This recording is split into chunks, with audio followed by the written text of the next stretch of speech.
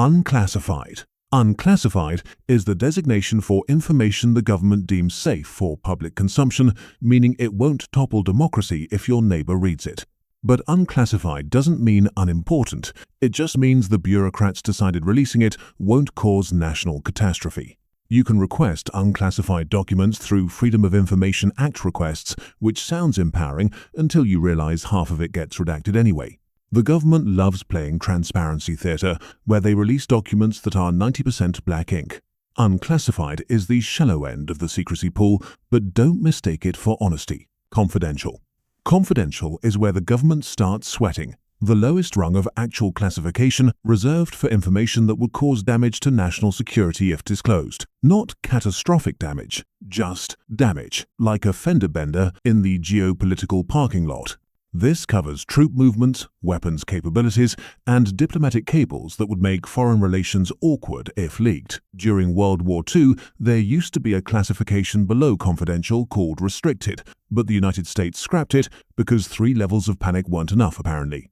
Confidential is the participation trophy of classified information, but the punishment for losing it is still federal prison. Secret. Secret is the middle child of classification levels. More dangerous than confidential, but not quite apocalyptic, reserved for information that would cause serious damage to national security. Serious damage means disrupting foreign relations, compromising military operations, or revealing intelligence sources, the kind of stuff that makes diplomats sweat. Most classified information in the United States sits at secret level because it's the sweet spot between paranoia and practicality. Millions of people carry secret clearance, which means handling information that could destabilize alliances happens so often people forget it's explosive. Secret is where the government keeps what it really doesn't want you to know but can't justify locking in the ultimate vault. Top secret. Top secret is the crown jewel of classification, the highest level the government officially acknowledges. Reserved for information causing exceptionally grave damage to national security if disclosed. Exceptionally grave damage means armed conflict breaking out, intelligence networks collapsing, or cryptographic systems being compromised, revelations that could get people killed. As of 2019, about 1.25 million people in the United States held top-secret clearance, roughly the population of Dallas, all walking around with access to the darkest secrets. But just because you have top-secret clearance doesn't mean you can access everything at that level. The government operates on need to know, which is code for they still don't trust you. Sensitive compartmented information. Sensitive compartmented information, or SCI, is top secret's paranoid older sibling, a designation requiring not just clearance but also compartmentalized access based on specific programs or intelligence sources.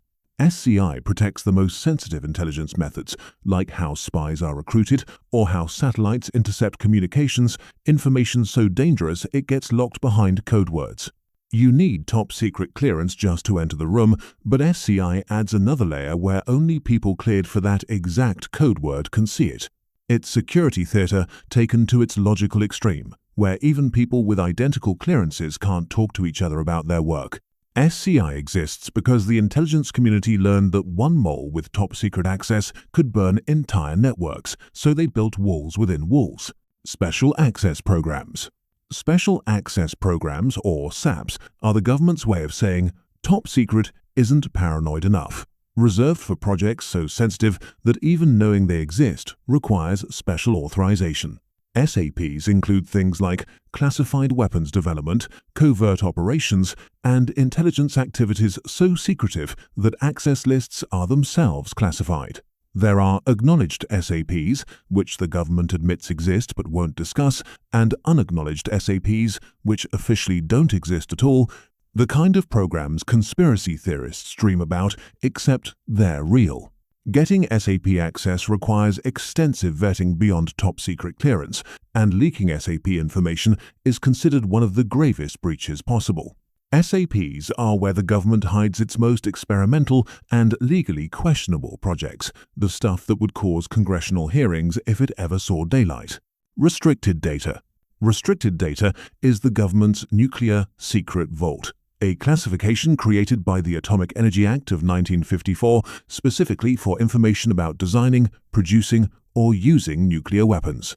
Unlike other classifications that require someone to decide information is sensitive, restricted data is born classified, meaning nuclear weapons information is automatically secret the moment it's created. This designation exists in addition to confidential, secret, or top secret markings, creating a parallel classification system just for atomic secrets. The Department of Energy controls restricted data, and it's protected by law, not just executive order, giving it legal teeth other classifications lack.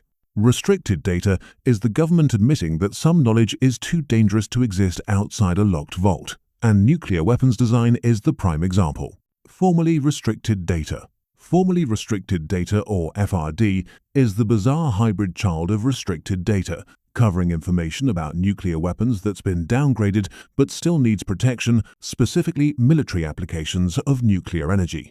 FRD includes things like how nuclear weapons are stored, transported, and deployed. Information that's technically less sensitive than weapon design, but still catastrophic if leaked. The designation exists because the military needed to use nuclear weapons without getting tangled in the Department of Energy's bureaucratic web, so they created a separate category that's still protected by the Atomic Energy Act but managed by the Department of Defense.